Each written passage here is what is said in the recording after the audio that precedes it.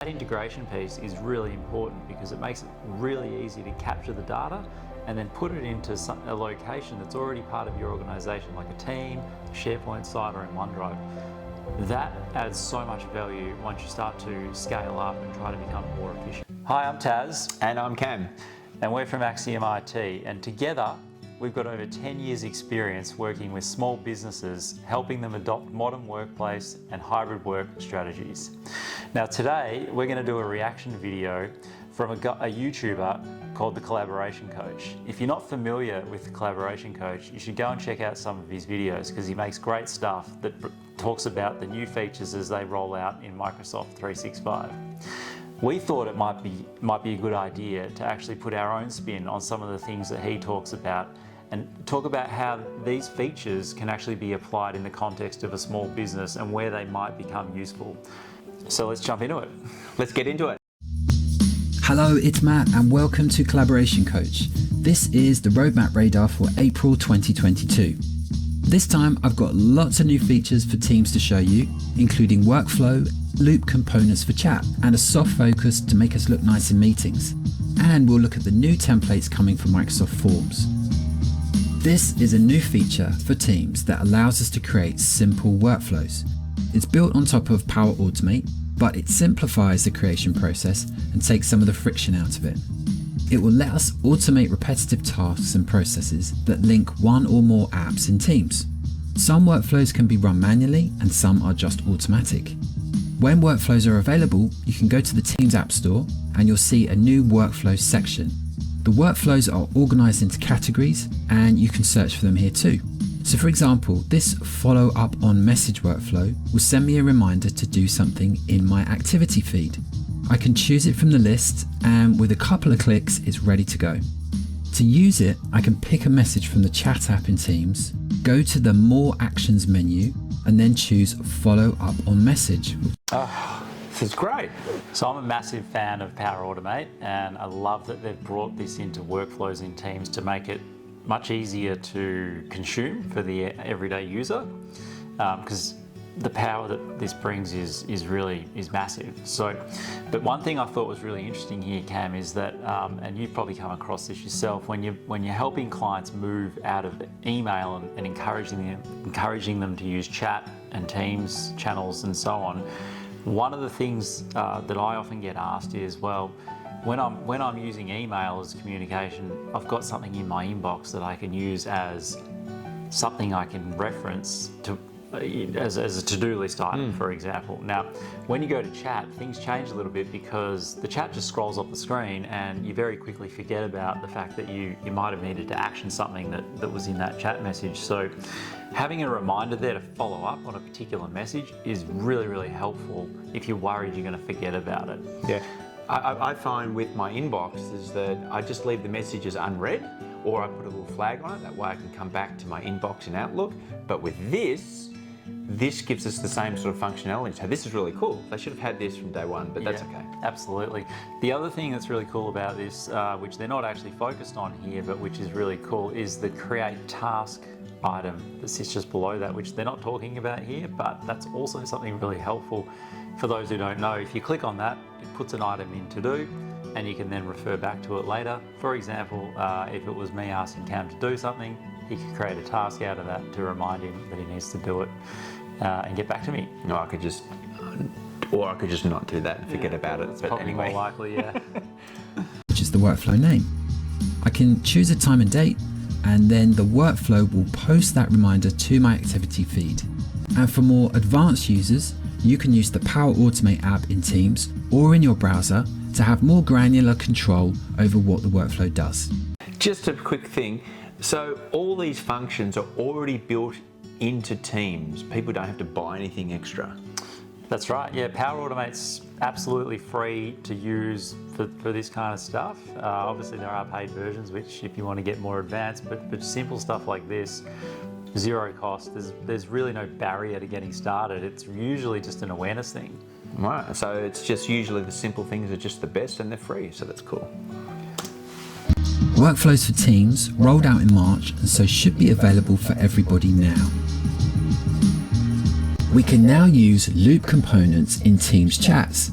Loop Components is a new way to share content in Teams, and components can be things like tables, lists, or text. You should see a loop icon in the toolbar in every message in your Teams chat app now. And when you create a loop, everyone in the chat can view and update the content. And the updates are seen by everyone in real time. Loop Components were first launched on desktop, Mac, Android, and iOS, and now they're rolling out to the browser version of Teams. Whenever you create a loop in chat, they're stored in your OneDrive in a folder called Microsoft Teams Chat Files. Today, they have a .fluid extension, but that's going to change to .loop as part of this update. That's really cool.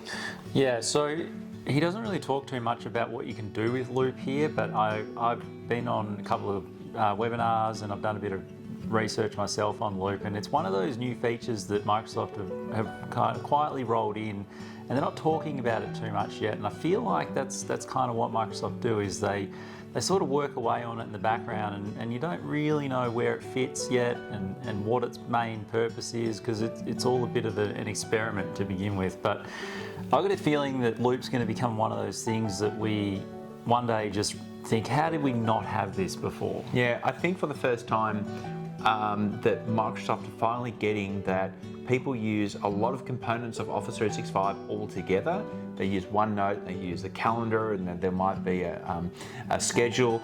But sometimes when you're in a meeting and you're talking to a whole group of people, it's just handy to have it all on one page. So I think that's where the idea of Loop really comes from. So pulling lots of resources onto the single page, the single pane of glass, just makes it sort of like easy for everyone to just quickly navigate, rather than everyone open up calendar, now open up this, now open up that. It's all together on the one page, which is really like awesome. Yeah, and the thing with the Microsoft 365 platform, of course, is that for many tasks, there are multiple ways to get the job done. And part of what we do and the value that we can add to our clients is helping them identify what is the right tool for the right job under different circumstances. So I'm looking forward to understanding where Loop fits into that and being able to then help people understand that and in turn take advantage of it.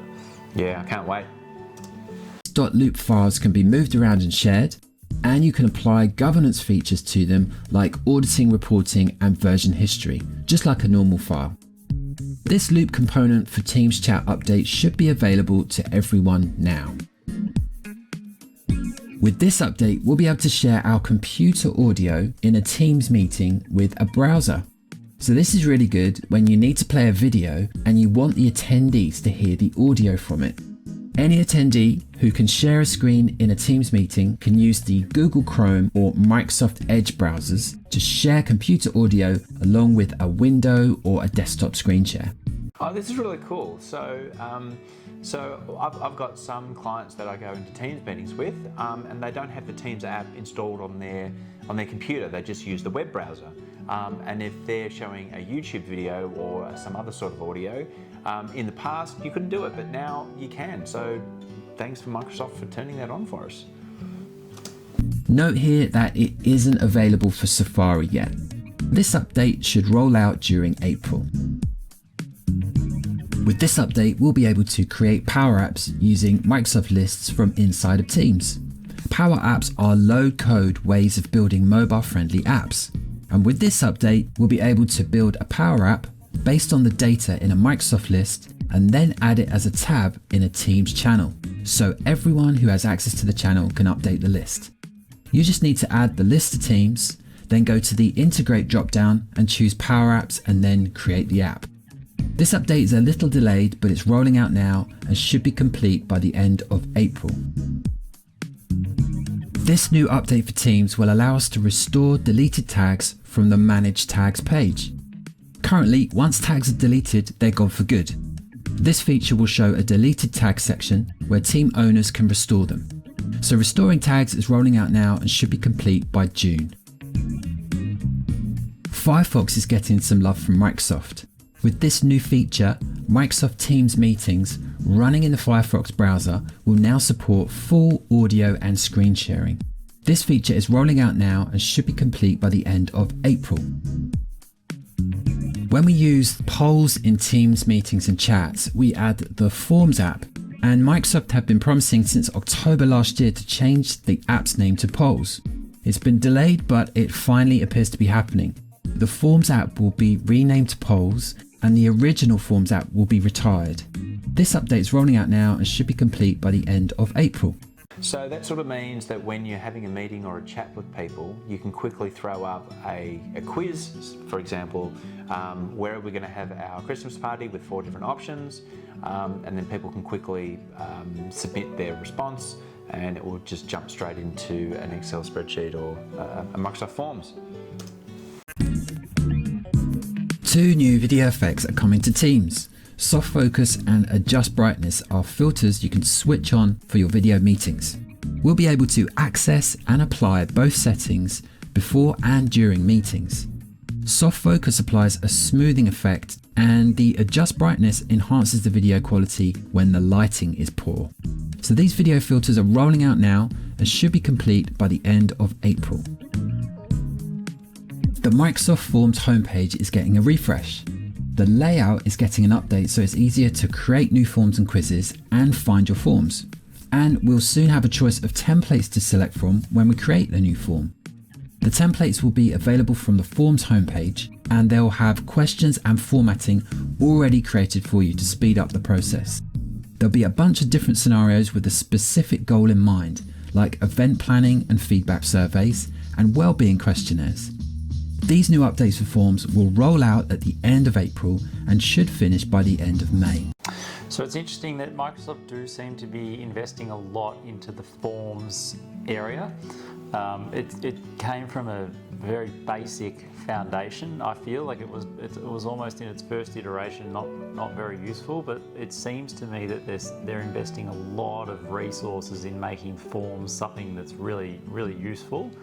And if they succeed, which it seems like they're getting really close now, it'll become another one of those just indispensable tools that businesses can use to gather information. Yeah, it's in a great. structured kind of way. Yeah, if you've never used a form before, I'd encourage you to go in and have a play with it. You can attach a form to maybe a company website, so asking for information to register for an event you might be having. And then all that information, you can just pour it straight into Excel, and you can collaborate from there. So the thing with Forms I think is interesting too is people often ask the question, why would I use Forms when there's half a dozen other great Forms tools out there on the internet that we can use? And at first it's not obvious, and it took me a while to understand, but really the benefit of using Microsoft Forms over going out to market and paying for something else that's not part of the platform is obviously the integration into Power Automate that you get, and of course the fact that it's included in the subscription already is a benefit too. But that integration piece is really important because it makes it really easy to capture the data and then put it into a location that's already part of your organization, like a team, SharePoint site, or in OneDrive. That adds so much value once you start to scale up and try to become more efficient. And of course, all the information that people submit into a form, it's all secure because it's all tied back into their Microsoft subscription. It doesn't leave the organisation. It doesn't sit with the third party. So yeah, 100%. Makes it handy. So that's your lot for this month. Thank you so much for watching the Roadmap Radar, and I'll see you next time. Well, that was really cool. Yeah, It had a lot in it. Yeah, no, I thought that was great. There were some really good updates in that video, and the videos from Collaboration Coach are great. As I said at the start of the video, if you haven't checked out their channel, definitely worth a look if you want to stay on the head of the curve in terms of what's coming out in Microsoft 365. And if you enjoyed today's video, make sure you subscribe so you can stay up to date with the latest content from Axiom IT.